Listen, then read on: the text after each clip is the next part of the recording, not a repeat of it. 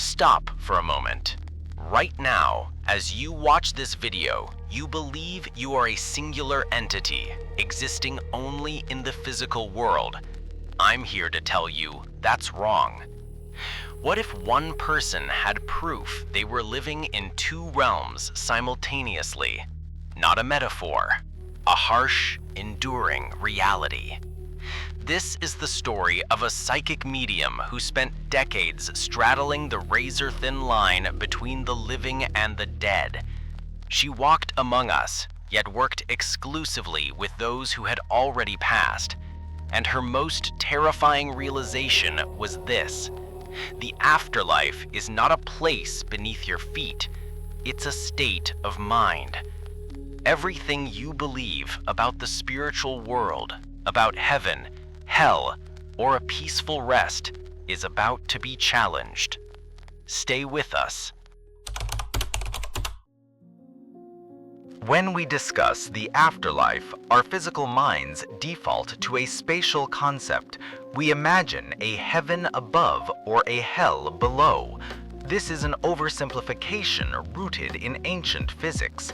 The core truth, as experienced by the medium, is far more complex and resonates with modern quantum physics.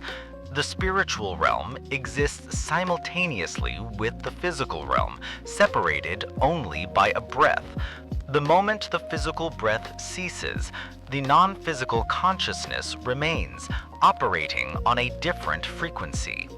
This is what she calls the two-realm consciousness, a life lived on two channels.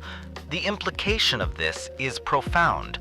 The realm of the dead is not separated by dirt or distance, but by a barrier of consciousness and intent.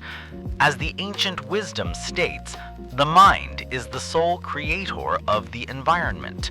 The moment you pass, the spiritual environment you experience is not a reward or a punishment dictated by a higher power. It is immediately and relentlessly a reflection of the state of your mind when you died. Were you filled with grace and forgiveness? That becomes your frequency. Were you filled with anger, regret, or attachment? That becomes your frequency. The environment, the landscape, the surroundings, the doors, is literally created by the lingering mental state of the collective souls there. This is why the deceased, when their passing is not peaceful, are left in a state of chaos. They look for the physical, but can only perceive the emotional chaos they left behind.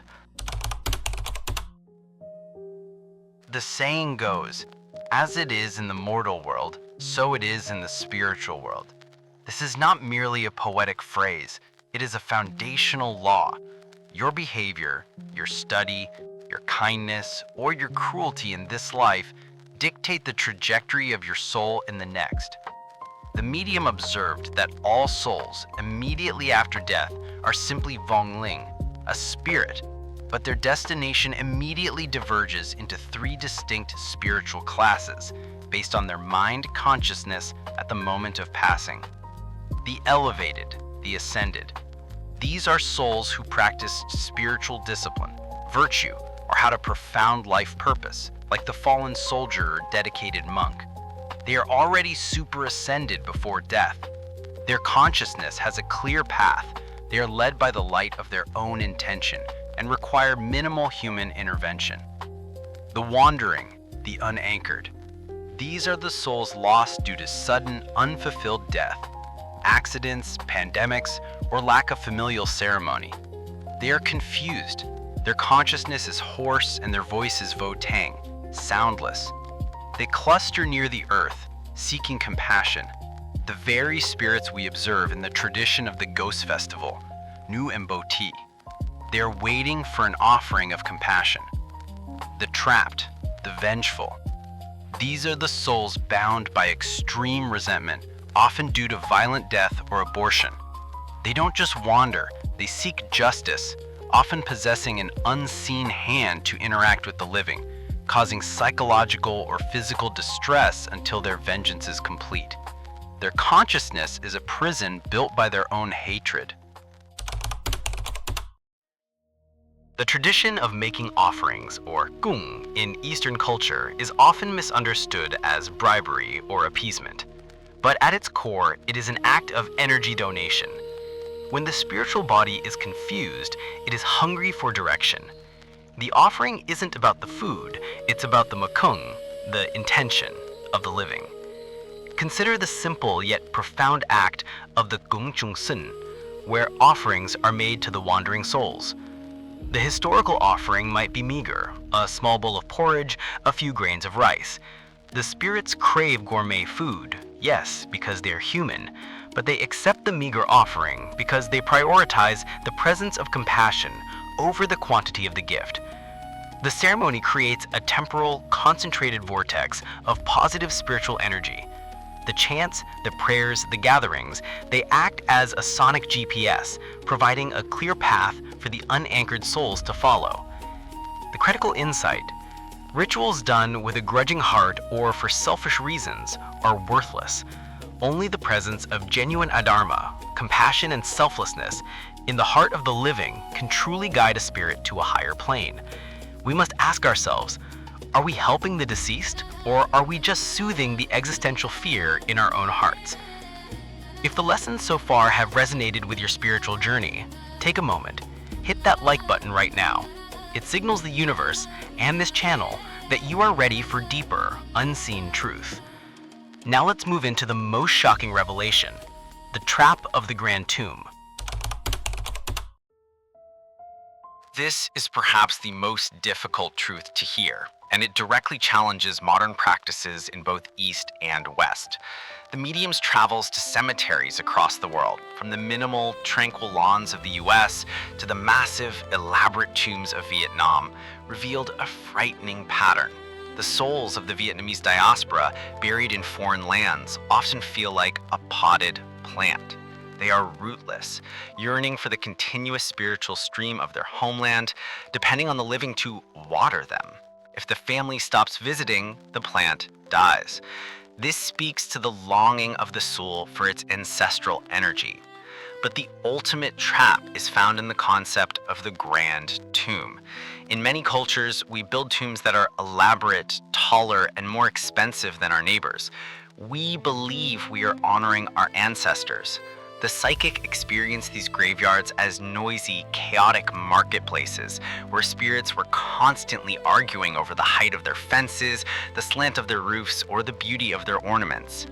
The hidden curse: by constructing a massive, beautiful, ego-driven tomb, you are not freeing the soul. You are in effect binding the soul to the earthly, competitive, material world. The spirit becomes obsessed with defending its earthly property and cannot ascend. It is trapped in a stone house that it cannot leave. When the spirit is bound, it suffers. And when the ancestors suffer, the living descendants suffer from a cascade of unlucky events: family discord, financial troubles, or persistent, unexplained illness. The chaos of the afterlife spills directly into your current life. The lesson: we must focus on freeing the soul through sincere spiritual practice and respect, not binding them with brick and stone. To exist in two worlds is to shoulder an immense burden, the burden of being the messenger of the unseen. The medium often drew parallels between her life and the ancient Buddhist tale of Quan Âm Thi King, the Vietnamese goddess of mercy. Thich King was a figure who endured endless slander, pain, and persecution, yet remained peaceful, not defending herself, simply to protect a child's life and fulfill her true purpose. The lesson is not martyrdom, but non-reaction. The medium described her approach as Sống, động, không, being vividly present but unperturbed by the commotion. The public will always judge, slander, and accuse the messenger. The ego demands self-defense, but the mission, the ultimate purpose, is to deliver the lesson of life and death, of karma and consciousness to the living. The suffering is worth it if it leads one person to true spiritual awakening. So, what does the psychic's life in two realms teach us? 3 core lessons. 1. The afterlife is not a place, but a dimension of consciousness created by your final thoughts. 2. The most powerful offering you can give your ancestors is not material goods, but your sincere spiritual practice and intention to free them, not bind them. 3. Your intention in this life is your passport to the next. Do not wait for death to seek peace. Seek it now. Now, we want to hear from your experience. Have you ever felt the presence of the unseen? Share their most unexplainable, profound spiritual story in the comments below. And if you found clarity within this chaos, join the 3i View community. Hit the subscribe button and activate the notification bell so you never miss another deep spiritual insight. Do not wait for death to seek peace. Seek it now.